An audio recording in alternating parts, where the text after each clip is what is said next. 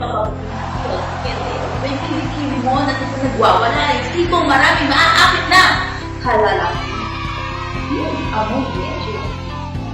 Maitim yung kilikili ko, pawisin pa. Itim talaga yung kilikili ko ng sobra. Gamit ko sa kilikili ko, sa siko ko, sa tuhod, sa singit para maputi.